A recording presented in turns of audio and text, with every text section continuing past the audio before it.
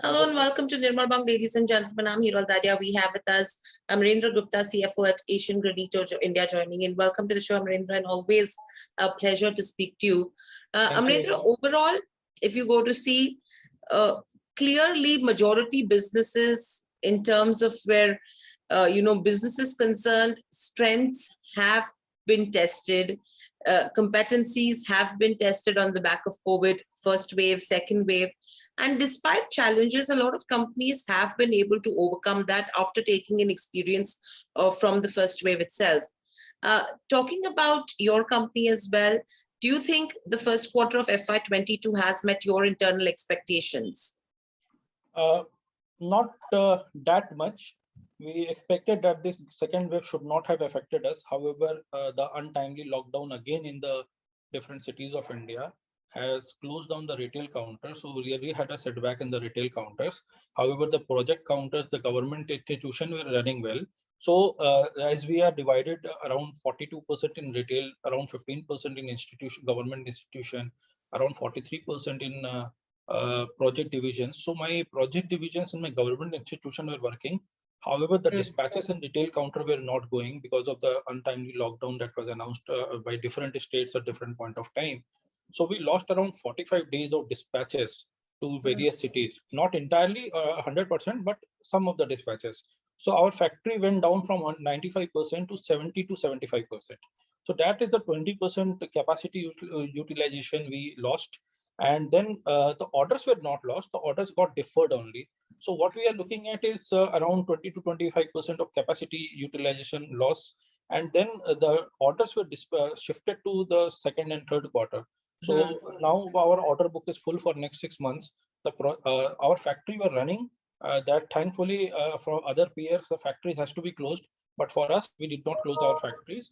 Just because this demand was there in the project and the government sector, so we kept running it, and that saved our quarter. So we were 36% around less from what we did in the fourth quarter of 2020-21. However, if I see the other peers, they went up to 42% and 43% down. So that was not the case for us. Then we saved because of our margin and other thing, we saved our quarter also. We had a healthy EBITDA margin. We managed to save our EBITDA because we did some cost cutting during this lockdown period. Again, we did some cost cutting. Thankfully, in the second wave also, none of our employees got affected except 2 who we lost during the second wave. Otherwise, in head office, there was no casualties, there were no issues. Some people got COVID, but they also recovered very well. Thankfully, that was the situation. So summarily speaking, yes, we lost around 40 to 45 days of dispatches in the retail sector because it was not open. The godowns were not open in some cities, and around 70 to 80 crores of planned dispatches were shifted to another quarter. So that was the case. 36% of sales down, but EBITDA was good. Now in July it has picked up very, very well. August it has picked up very well. This second quarter is going to be very good. Third quarter again going to be a blockbuster. That is what the situation is, and there is no sign of third wave coming as of now. Fingers crossed. Government of India has taken enough protection now, and it seems that people are well prepared for this. Third wave doesn't seem to be a big factor coming in. Vaccinations and other things are going very well, especially in Gujarat. It's very, very fine. I heard somewhere in that around 4 crore people have been already been vaccinated. Myself, I was vaccinated way back. So that is how the situation is. Right. So overall, as you mentioned, the kind of difficulties which have been sorted, even on the export front, we did lose out on the back of higher freight cost as well as shortage of containers. Has that scenario also eased off now? Yes, in the first quarter, the freight and container shortage was a big problem. A little bit of we were working on FOB, so the cost was not a big factor for us because it was passed on to the customer. However, yes, the customer delayed some of the container. We have still some material ready and dispatches are waiting because of the freight cost and all. So yes, in the first quarter, exports were down.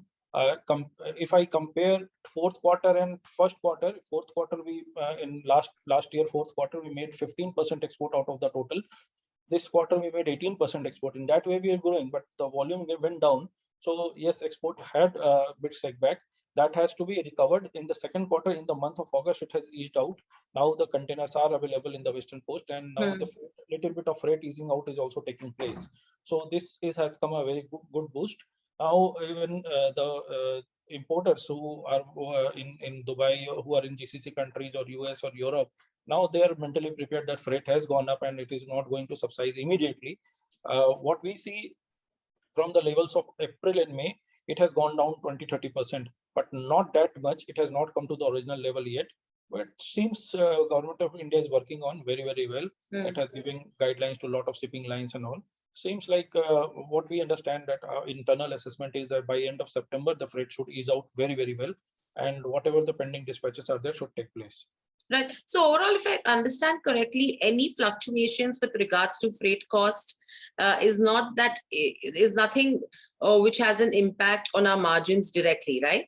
No. What we are doing is hardly anything we are taking on CIF contract. We are taking everything on maximum thing on FOB contracts. That is why it happens that the customer delays the material. Correct. But it doesn't happen that the freight means we have contracted on certain thing and the freight has gone up by 3 times. It doesn't happen to us. Correct. So that way we are saving our quarter. So overall, it's basically the revenue that shifts to the next month or the next quarter, depending on what the pricing looks like. Yes. Now what we have done is like in the first quarter, whatever the dispatches were delayed and all, the revenue has shifted to the next quarter, and we are well recovering on that. Now we have taken a growth factor that we have to make a double-digit growth. We are trying to end around 1,500-1,600 crore for this year, and that is well on track. Right now, what we have done a capex during this pandemic time. We have done a capital expansion in our subsidiary plant Crystal, where we invested around 25 crore to put up a new kiln line, and that 200-meter kiln is going to give us around 80 crores of revenue. So that is an additional revenue for us. And till now, what we are on the track for the second quarter. Whatever target we have done for the second quarter, we are well on the verge of achieving it. There was a little bit setback in the month of July last week, where there was a truck strike in Morbi, but that was also well managed by the government and the association. And the truck strike was hardly for 4-5 days, but that does not held our dispatches on. It in any case did not affected us. A little bit of delay of dispatches 2 or 3 days, but that did not hold any orders. So that is one good factor. Now my team is managing it, and I understand that the second quarter, whatever the target we have set for the second quarter, is on track. So the first quarter setback will be recovered in second and third quarter. And third quarter seems to be a blockbuster. I'm repeating again, third quarter seems to be a blockbuster. Fourth quarter will be better than what we did in the last year. Right. And overall, with regards to margins as well, the kind of improvement that we've seen, is this number which is going to be sustainable from here on? It seems like we have been in the pandemic time also, we sustained my EBITDA level. So it seems that things are well in place. Expenses have been well in line now. Little bit of expenditure we want to do on branding and advertisement now, because exhibitions and other thing has opened. But what we in our planned CMA, what we find that the way the volume is growing up, everything will be falling in line. That expenditure can also be absorbed very beautifully. Like we are going to attend exhibitions in Canada, Mexico, Italy. Cersei is going to be in Italy, Russia, US, and Abu Dhabi. There will be a big exhibition in Abu Dhabi. All the exhibitions we have booked, and in these fronts, that we will be launching some new products in these exhibitions. That is well on the track. And what we are thinking of is launching of a big format, large format GVT tiles. Will be around 1400 mm to into 2800 mm. 1600 mm into 3200 mm at 9.5 mm thickness, 50 mm thickness, and 20 mm thickness. So this is a new product that we are going to launch, a large format GVT tiles, which are going to replace the granite and stones in kitchen. And this will be one of the unique product that we are going to launch. Only 2 or 3 manufacturers are doing it in India, and that too it is not selling locally in India. So we are going to launch it both domestically as well as in the export market. First, we are going to show it in a Cersei exhibition in Italy, and that plant is getting ready. We have ordered a state-of-art new kiln from SACMI, and that is a SACMI enabled product. So we will be shortly launching this product, and that is going to add to the revenue by next year. This will be the one of unique product that will be launching in India. So all our showrooms, 300 franchise operated showroom, 13 owned showrooms, and all the 6,500 touch points, everywhere this product is going to be displayed. and Right. available for customers. Right. So overall, in terms of geographical breakup as well, we've seen a reduction that's happened from the east as well as with regards to where the southern markets go, whereas western has increased, north has remained stable. So are we seeing a change with regards to geographical breakup as well? What we have seen in the Western market, the recovery from COVID was very good initially, and in the Southern market, the recovery was a little bit slow. Like Kerala was not recovered fully. Tamil Nadu is yet reporting cases. However, Karnataka has recovered very well. So the Southern market has not reported that much of, not given that much of traction, unlike the Western market. So in the Eastern market also it was slow. So what we understand that, but Delhi or Punjab has recovered very well. Now schools are also open there. So still in the second quarter also, West and North are going to give more than the South and East. However, now Kerala has opened very well, and Tamil Nadu, as all the cities of Tamil Nadu, is opened very well. So it seems like we'll be recovering in South and like states like Kerala and Tamil Nadu. However, still in the second quarter, West and North is going to give a major traction. Right. And overall, in terms of exports as well as a percentage of revenues, where do you see that settling at? Because again, we do have an advantage where a lot of replacements are happening with regards to Chinese styles as well. Yes. So currently, I mean, we have been in that range of say 13 to 19% in the last 3 years. Where do you think we will see it in the next 12 to 18 months where it could settle off? 12 to 18 months, we will be seeing it in the range of 25 to 30%. That is what we are trying. And for that, what we have done is we have put up 2 executives in US market for partnerships and all. And in the Gulf market, there is anti-dumping duty, and that where the anti-dumping duty is there, we are coming out of it flying colors. We are not dumping there. So that review is going on by the Gulf government, GCC Council, and in that review, we are coming up very, very well. That we are branded like Asian is not doing dumping. It's something like that. So we see that in GCC will be a preferred by a supplier coming henceforth, and that will give us a good market once that review things are coming up. This review is already due, and GCC Council is doing it. US has taken a quartz review due in September. However, there is not big quartz market in US for us. We are trying to make it big. New product, this GVT, we are going to launch in US also. So that quartz anti-dumping duty review is not going to affect us because we are going to replace this with a new format tiles. So I understand that what we internally estimate is that we in export revenue pattern from 15-18% what we are doing currently now, will be reaching somewhere around 25 to 30% for this year only. And the broader target of export is to reach 400 crores. This year, it seems between 300 to 350 against what we have done is 192 for last year. Correct. So we are reaching there. Right. And overall, in terms of the product mix as well, where are you seeing traction right now? And are we expecting a shift happening on that front as well? Now, in the product mix, like there are 3 products which are running in the soluble salt, the double charge, and the GVT product. We see that market is slowly fluctuating to entirely to GVT. So we are also very bullish in GVT. We are thinking of putting up a new plants in GVT, and we are also very bullish on volatile market. Our capacity for volatile was only 7,000 square meter per day, internal capacity, and rest we were outsourcing. So we are trying to increase this capacity. We are looking forward to make up something around 40,000 square meter plant for us. And we will be adding another GVT line very soon, and that is under progress. We are looking forward to get some land here and there to put up a new GVT plant. And internally in our crystal plant, we are doing some debottlenecking where we can add around 3,000 to 4,000 square meter per day capacity without a big chunk of capital expenditure. That will be just debottlenecking.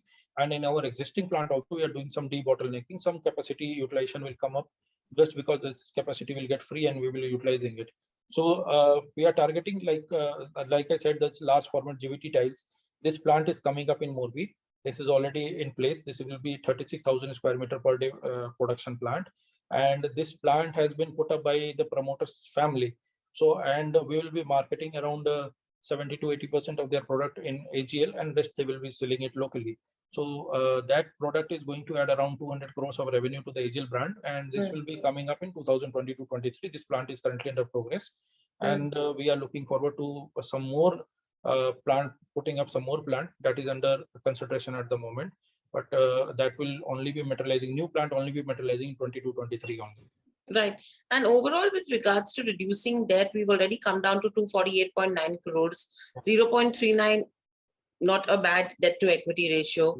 Number one, we're proposing to do a rights issue of around, I think, 225 odd crores. Plus, we have the divestment of Aston Paper where funds will be coming in. So if you could just help us understand what's the kind of timelines we are working with and what's the anticipation with regards to the money coming in from the divestment. Okay, so divestment has already been completed. We have sold Aston Paper shares. That money is already coming, already came to our purview, and that we are going to utilize in working capital. This year from the rights issue, what first we are doing is the standalone will be debt free, and later on we'll be targeting our subsidiaries to become debt free.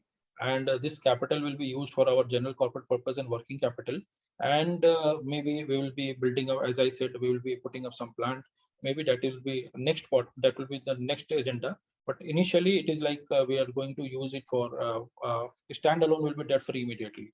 As soon as this rights issue is getting closed, first target is to complete the standalone debt free. So Asian Granito will be debt free as a company will be debt free by end of say November or December. It will be debt free. Right.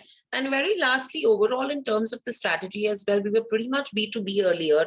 We've started moving to B2C, and we've seen a considerable shift wherein retail, which was only 20% probably a couple of years ago, has now almost more than doubled. So where do we expect to take this breakup to in terms of our focus on institutionals, retail, and government? See, initially our prime focus was on last 2 years was on corporate key verticals and project verticals. What we are trying to do is also become a big player in the retail market. Tier 2 and Tier 3 cities, as I said, we are number one player in Tier 2 and Tier 3 cities. Now we are targeting the Tier 1 cities also where we can become number one. We are fighting for this space with our peers. And what we understand that this project verticals and the corporate key verticals, especially the government vertical, this is going to give a lot of traction to us. What we are trying to do is like as I, earlier also I said to the market that for Delhi government, for Andhra government, for Tamil Nadu government, we are preferred supplier. So there we can see this in this platform where these governments are going to purchase a lot of things for housing and other things are going to be done. AGL will be a preferred supplier, and that is going to add a lot of revenue to the AGL. So we are bullish on that. And in the retail segment, we are going to expand our touch points from 6,500. We have targeted to 10,000 touch points. And these additional touch points and additional dealerships, right now dealerships are around 1,300. And this dealerships we are targeting to move around to 2,000. And this dealerships addition and the addition to the touch points are going to add, what targeting is we are trying to add something around 500 to 600 crores in the revenue. And that will be growth in the retail market only. So fingers crossed, this is the next 2 years target, and hopefully everything will be online. Absolutely, it will be online. Good luck and with God's grace. Thank you, Amarendra, so much for joining us on the show. Always a pleasure to speak to you. Great insights. Stay safe. Good luck, and speak to you soon again. Thank you, ma'am. Thank you. Thank you. Subscribe to our YouTube channel for in-depth interviews of India Inc. and press the bell icon so that you do not miss our updates.